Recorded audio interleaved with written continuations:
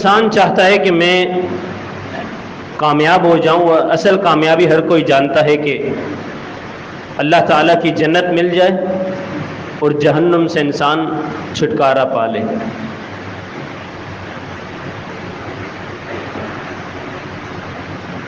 ایک واقعہ امام بخاری رحمہ اللہ صحیح بخاری میں لے کے آئے ہیں۔ اس واقعے کا خلاصہ یہ ہے کہ جو انسان نیک عمل کرتا ہے،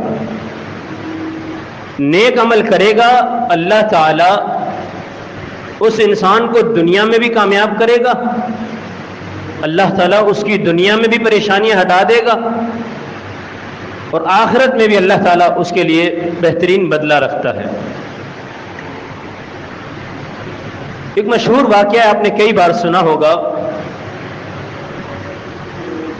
عبداللہ بن عمر رضی اللہ عنہما اس حدیث کے راوی ہیں۔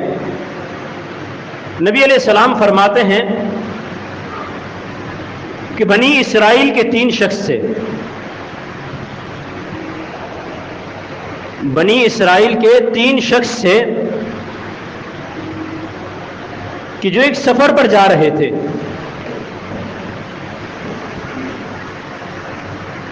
جب تینوں ایک سفر کر رہے تھے تو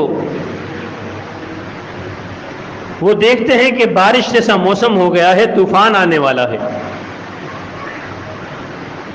وہ اپنے بچاؤ کے لیے ایک کھو کے اندر چھپ جاتے ہیں، غار کے اندر چھپ جاتے ہیں تاکہ طوفان سیلاب سے انسان محفوظ رہے۔ وہ اس غار کے اندر چھپ جاتے ہیں تینوں۔ پھر پریشان ہوتے ہیں کہ اب اس کے باہر کیسے نکلیں گے۔ اتنے میں ایک چٹان اوپر سے آتی ہے کہ اس غار کے منہ پر آ کے رک جاتی ہے، وہ غار کو بند کر دیتی ہے۔ اب یہ 3 اندر پھنسے ہوئے ہیں، اب یہ باہر نکلنے جیسے نہیں ہیں۔ اب یہ پریشان ہے کہ اب باہر کیسے نکلیں گے۔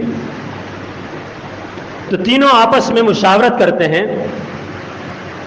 کہ بھائی ہم نے زندگی میں کوئی ایسا عمل تینوں میں سے کسی نے کیا ہوگا کہ جس میں صرف اللہ کی رضا مقصود ہو، اور وہ عمل اللہ کی بارگاہ میں قابل قبول ہو۔ کوئی ایک ایسا عمل اپنی زندگی کا پیش کرو، اللہ کے سامنے اللہ سے دعا کرو، اس عمل کا واسطہ تو اللہ کو اللہ سے دعا کرو، اللہ ہماری پریشانی حل کر دے گا۔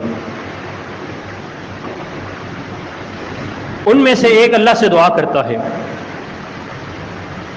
کہ اللہ تو جانتا ہے میں بکریوں کا چرواہا ہوں،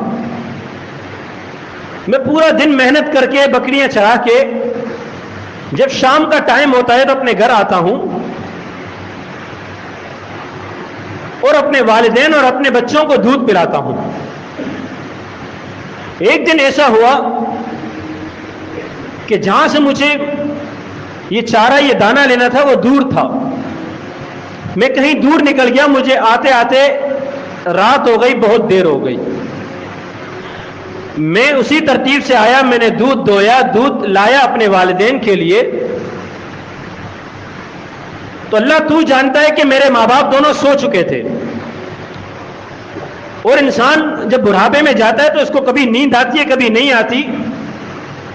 اگر آ جائے تو پھر اسے انسان نہیں اٹھاتا تاکہ کیونکہ اس کی نیند خراب نہ ہو۔ تو اللہ میں نے انہیں اٹھانا مناسب نہیں سمجھا، وہ سو رہے تھے دونوں۔ اللہ میرے بچے میرے پاؤں کے پاس بلا رہے تھے، رو رہے تھے کہ یہ دودھ ہمیں دے دے، لیکن اللہ میں نے اپنی ترتیب نہیں بدلی، میں اسی ترتیب پہ کھڑا رہا اپنے والدین کے سر پر کہ یہ خود بیدار ہوں گے میں انہیں دودھ دوں گا۔ اللہ یہ عمل میں نے صرف تیری رضا کے لیے کیا تھا، اس عمل میں صرف اللہ تیری رضا مقصود تھی کہ میں نے والدین کی نافرمانی نہیں کی۔ حالانکہ وہ پلا سکتا تھا اپنے بچوں کو دودھ، لیکن بچے رو رہے ہیں، اس نے اپنے بچوں کو دودھ نہیں پلایا۔ وہ دعا کرتا ہے اللہ میرا یہ عمل تو قبول کر لے، یہ پتھر ہٹا دے، تھوڑا سا پتھر تھوڑا سا ہٹ جاتا ہے۔ پھر دوسرا شخص آتا ہے، وہ کہتا ہے کہ اللہ میرے پاس کچھ ملازم کام کرتے تھے، اللہ جب انہوں نے کام کر لیا تو میں نے انہیں مزدوری ان کی دی اناج کی صورت میں. تو ایک شخص بولا کہ یہ میری محنت سے کم مزدوری ہے, میں نے محنت زیادہ کی ہے, مزدوری مجھے کم دے رہا ہے. اس نے اپنی مزدوری لینے سے انکار کر دیا, وہ چلا گیا. اے اللہ تو جانتا ہے کہ اس اناج کو میں نے ایک زمین میں ایک فصل میں لگایا, پھر اس سے میں نے کافی محنت کی, اللہ تو نے برکت دی, وہاں سے بکریاں, بیل, جانور وغیرہ وہاں سے نکلے. پھر وہ شخص کافی ٹائم کے بعد اسے خیال آیا کہ جا کے اس سے اپنے مالک سے مزدوری لے کر آتا ہوں. وہ آ رہا ہوتا ہے, اس کے دماغ میں ہزاروں اندیشے ہوں گے, سوالات ہوں گے کہ میں جاؤں گا وہ مجھے پہچانے گا ہی نہیں, یا وہ مجھے اپنی مزدوری دینے سے انکار کر دے گا, یا وہ کہے گا کہ اس وقت دے رہا تھا نہیں لی, اب کیا کرنا ہے, اب جا. وہ ہزاروں سوال لے کے وہ آتا ہے اور وہ آ کے کہتا ہے کہ میں فلاں بندہ ہوں, میں نے محنت کی تھی, میری مزدوری میں لینے سے انکار کر کے چلا گیا تھا, اب آج میں آیا ہوں, مجھے ضرورت ہے, مجھے مزدوری دو, میرا حق مجھے دو. تو اللہ میں نے اسے کہا کہ جا, یہ سامنے جتنی گائیں, جتنے بیل ہیں, جتنے بکرے ہیں, بکریاں ہیں, یہ ساری تیری ہیں. تو وہ شخص اس سے کہتا ہے کہ اتق اللہ یا عبداللہ, اللہ سے ڈر جائے عبداللہ, تو میرے ساتھ مذاق نہ کر. تو وہ شخص کہتا ہے کہ میں مذاق نہیں کر رہا, جو تو نے اناج لینے سے انکار کیا تھا میں نے اسے اس جگہ پر لگا دیا, اور آج اللہ نے اس میں برکت دی, یہ سارا مال تیرا ہے, یہ سارا مال تیرا ہے, اس کو تو لے جا. وہ جاتا ہے, مال اٹھاتا ہے. اس کے ذہن میں ایک بات آتی ہے کہ اللہ جب اس دن اس نے مزدوری لینے سے انکار کیا تھا, اس نے کہا تھا میں نے محنت زیادہ کی تو مزدوری مجھے کم دے رہا ہے, اور اللہ آج میں نے اتنے سال تک اس کے مال کو لگایا, میں نے محنت کی, اور یہ مجھ سے اتنا بھی نہیں کہہ رہا کہ اس میں سے تھوڑا مال تو رکھ لے. اللہ میں نے یہ سب تیری رضا کے لیے معاف کیا, میرا عمل اللہ یہ صرف تیری رضا کے لیے تھا, اللہ میرا یہ عمل قبول کر لے. وہ تھوڑی اور غار کھل جاتی ہے, وہ پتھر ہٹ جاتا ہے. تیسرا شخص آتا ہے, وہ دعا کرتا ہے اللہ سے کہ اللہ میری ایک چاچا زاد کزن تھی, اللہ اس سے مجھے بے پناہ محبت تھی, میں اس کے ساتھ ناجائز تعلقات قائم کرنا چاہتا تھا, وہ مجھ سے انکار کرتی تھی لیکن میں اس سے بے پناہ محبت کرتا تھا. ایک دن اسے مجبوری ہوئی, اس نے آ کے مجھ سے کچھ رقم طلب کی, پھر میں نے اسے اس رقم کے بدلے اس سے اسی عزت کا مطالبہ کیا. وہ مجبور تھی, وہ مان گئی, لیکن اللہ جب میں اس کے قریب گیا, کوئی نہیں تھا اس وقت, اگر میں چاہتا میں برائی کر لیتا, اللہ اس نے مجھے اس وقت کہا کہ یا عبداللہ اتق اللہ, کہ اللہ کے بندے عبداللہ اللہ سے ڈر جا, اس مہر کو, اس چیز کو حلال تو نہیں کر, تیرے لیے یہ حلال نہیں ہے, یہ حرام کام کا ارتکاب تو نہیں کر, اللہ سے ڈر جا. اللہ میں اس وقت پیچھے ہٹ گیا صرف تیرے ڈر کی وجہ سے. اللہ وہ عمل میرا قبول کر لے, میں تیرے ڈر کی وجہ سے میں پیچھے ہٹ گیا, میرا یہ عمل اللہ تو قبول کر لے. وہ غار سے وہ پتھر ہٹ جاتا ہے. یہ واقعہ ہم نے کئی بار پڑھا ہے, کئی بار سنا ہے. یہ مجھے اور آپ کو کیا سبق دے کر جاتا ہے؟ یہ تو ہمیں بہت سارے سبق دیتا ہے کہ اس واقعے سے اگر ہم سبق حاصل کریں تو ہماری زندگی سنور جائے گی. لیکن جو موٹے موٹے اسباق پہ کچھ وہ میں بیان کروں گا. دیکھیں یہ تینوں ایک غار میں پھنس گئے تھے, تو انہوں نے کسی کا وسیلہ نہیں دیا, انہوں نے سیدھا اللہ کو پکارا. حالانکہ بنی اسرائیل تھے, موسیٰ علیہ السلام کی قوم سے تھے, موسیٰ علیہ السلام ان کے پیغمبر تھے. انہوں نے اللہ کو اپنے پیغمبر کا واسطہ نہیں دیا کہ اللہ موسیٰ علیہ السلام کے صدقے ہمیں یہاں سے نکال دے. یہ سب سے بڑا ہمیں سبق توحید کا ملتا ہے کہ انہوں نے دعا کی تو اللہ سے اپنے عمل کے ذریعے کہ اللہ ہمارے جو اعمال ہیں ہم نے یہ کیے ہیں, اللہ ان کو قبول کر ہمارے اس عمل کو, اور ہمیں اس مصیبت سے نجات دے دے. سب سے بڑا اور سب سے پہلا سبق ہمیں یہ ملتا ہے. کہ دعا کرنی ہے تو اللہ سے کرو، ڈائریکٹ اللہ سے رابطہ کرو. وقال ربکم ادعونی استجب لکم، سیدھا اللہ کو پکارو، اللہ تمہاری دعائیں قبول کرے گا. وَإِذَا سَأَلَكَ عِبَادِي أَنِّي فَإِنِّي قَرِيبٌ أُجِيبُ دَعْوَةَ الدَّاعِ إِذَا دَعَانِ، جب میرے بندے میرے متعلق سوال کریں ان سے کہو میں قریب ہوں، وہ مجھے پکارتے ہیں میں انہیں جواب دیتا ہوں. لیکن اللہ کو پکارنا ہے تو اپنا عمل کا واسطہ دے، اللہ کو ڈائریکٹ پکارے، کسی ولی کسی نبی کے واسطے نہ پکارے، کسی کا وسیلہ دے کے اللہ کو نہ پکارے. اس کے بعد دیکھیں کہ جو شخص مستجاب الدعوات بننا چاہتا ہے کہ اللہ اس کی دعائیں قبول کرے، تو اس شخص کو چاہیے کہ وہ اپنے والدین کا خدمت گزار بن جائے. ان میں سے جو سب سے پہلا شخص تھا، اس نے اپنی دعا اپنا عمل کیا پیش کیا تھا کہ اللہ میں بکریوں کا چرواہا ہوں، لیکن میں اپنی ماں باپ کی اتنی خدمت کرتا ہوں کہ اس دن میرے والدین سو گئے، میں نے انہیں اٹھانا مناسب نہیں سمجھا. تو اگر میں اور آپ مستجاب الدعوات بننا چاہتے ہیں، میں اور آپ یہ چاہتے ہیں کہ اللہ ہماری دعائیں قبول کرے، میں اور آپ یہ چاہتے ہیں کہ اللہ ہماری زندگی بہترین بنا دے، میں اور آپ یہ چاہتے ہیں کہ اللہ ہماری زندگی سے پریشانیوں کو نکال دے، تو مجھے اور آپ کو چاہیے کہ اپنے والدین کی خدمت کریں. اویس کرنی یہ صحابی نہیں ہے، لیکن اللہ کے پیغمبر نے صحابہ کرام سے فرمایا تھا کہ ایک شخص یمن میں رہتا ہے، اس کی علامتیں بتائی تھی کہ اس کو برس کی بیماری تھی. وہ قرن ایک شہر ہے وہاں کا رہنے والا ہے، ایک علاقہ ہے وہاں کا رہنے والا ہے. اس کی ایک ماں ہے، وہ صحابیت کا شرف اس وجہ سے حاصل نہیں کر سکا کہ وہ اپنی ماں کی خدمت کرتا ہے. صحابہ سے کہا کہ تمہاری اس سے ملاقات ہو تو تم اس سے اپنے لیے دعا ضرور کروانا. اور وہ ایسا شخص ہے کہ اللہ تعالیٰ اس کی قسم کی لاج رکھتا ہے، اگر وہ قسم کھا لے تو اللہ اس کی قسم کو پورا کرتا ہے. پھر ایک وقت آیا کہ یمن سے قافلہ آیا سیدنا عمر کی دور خلافت میں. سیدنا عمر نے ان سے پوچھا کہ تم میں اویس بن عامر کون ہے؟ بتایا گیا کہ اویس بن عامر یہ ہے. اس سے پوچھا گیا کہ تمہارے جسم پر برس کی بیماری تھی؟ اس نے کہا تھی. اسے بتایا کہ تمہاری ماں ہے، تم اس کی خدمت کرتے؟ اس نے کہا ہاں. پھر اسے بتایا گیا کہ اللہ کے پیغمبر نے یہ علامات بتائی تھی کہ ایسا شخص آئے گا، اس سے اپنے لیے دعا کروانا. تو سیدنا عمر نے اس سے دعا کرائی تھی کہ اللہ سے دعا کرو اللہ مجھے معاف کر دے، اللہ مجھے بخش دے.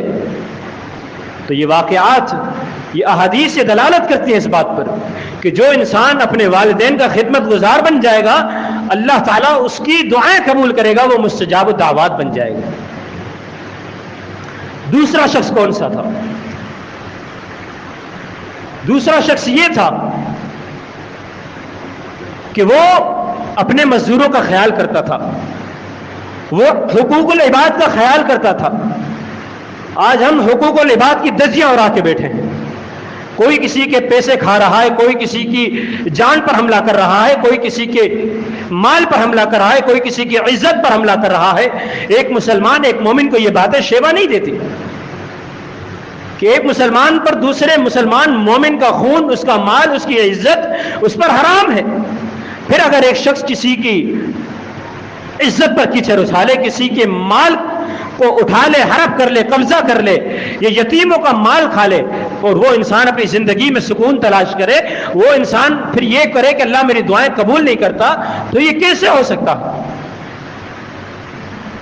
تو اگر آپ کو مستجاب الدعوات بننا ہے تو حقوق العباد کی تلفی نہ کریں. جس کا جو حق ہے اسے وہ حق دے. جس کے مال سے آپ نے کچھ اٹھایا ہے تو اسے وہ مال لوٹائیں اور اللہ سے معافی مانگے، کیونکہ حقوق العباد کے متعلق قیامت کے دن بڑا سخت معاملہ ہے.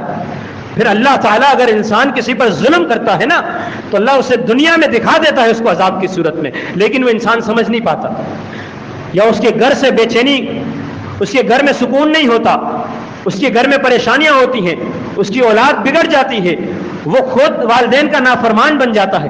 یہ سارے اس کے عذاب ہوتے ہیں، لیکن انسان اس کو سمجھ نہیں پاتا کہ یہ اللہ کی طرف سے مجھ پر عذاب ہے. تو انسان دوسروں کا حق نہ کھائے، حقوق العباد میں حد تلفی نہ کرے، پھر انسان کامیاب رہے گا۔ موسیٰ علیہ السلام اور خضر علیہ السلام ایک بستی سے گزرے تو انہوں نے وہاں پر ایک دیوار گری ہوئی تھی، تو خضر علیہ السلام نے اس دیوار کو اٹھایا، تعمیر کیا، اس دیوار کو بنا دیا۔ موسیٰ علیہ السلام نے کہا کہ یہ دیوار کیوں بنائی ہے؟ ان بستی والوں نے ہماری ضیافت نہیں کی، ہم نے ان سے کہا کہ ہمیں کھانے کے لیے کچھ دے، انہوں نے ہمیں کھانے کے لیے کچھ نہیں دیا، پھر آپ نے ان کی یہ دیوار کیوں بنائی؟ خضر علیہ السلام نے انہیں جواب دیا کہ موسیٰ، یہ دیوار اگر گر جاتی تو اس کے نیچے خزانہ ہے یتیم بچوں کا، اگر وہ دیوار گرتی وہ خزانہ نکلتا، لوگ اسے اٹھا کے چلے جاتے۔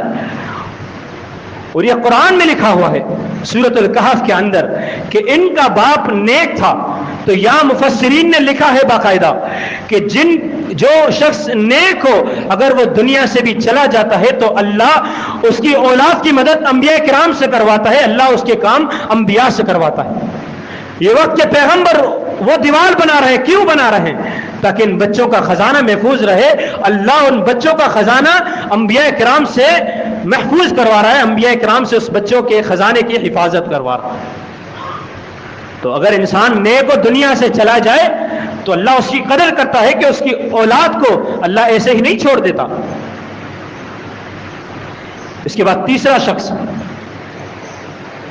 کہ جس نے اینڈ ٹائم پہ گناہ، کہ جس وقت انسان کا دماغ نہیں سنبھلتا، انسان اپنے ہوش حواس کھو بیٹھتا ہے، کہ جب انسان بالکل قریب کو پہنچ جائے بدکاری کے، کوئی اسے روکنے والا نہ ہو، اور انسان اس وقت اگر اللہ کے ڈر سے پیچھے ہٹ جاتا ہے تو اللہ تعالیٰ ایسے شخص کو مستجاب الدعوات بنا دیتا ہے۔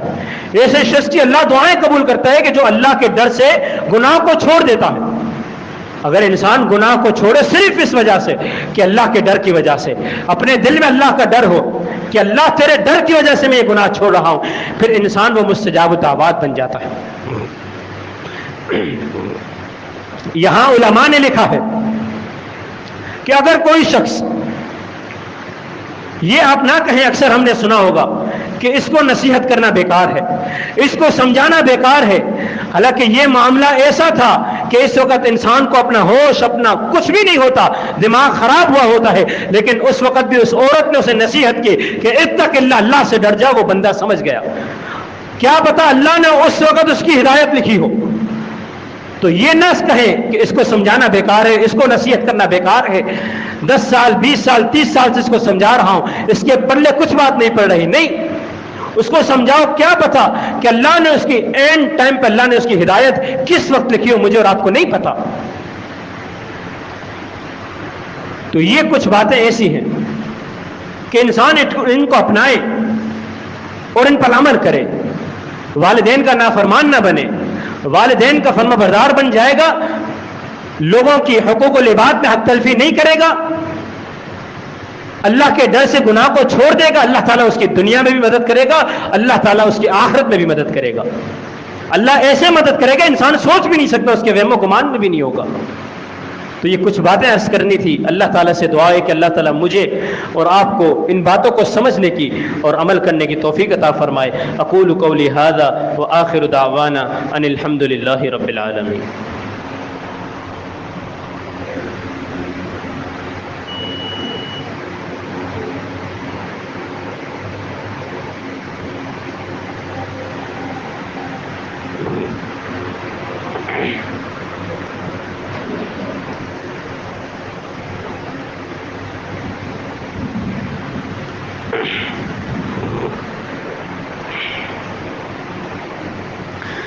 إن الحمد لله نحمده ونستعينه ونستغفره ونعوذ بالله من شرور أنفسنا ومن سيئات أعمالنا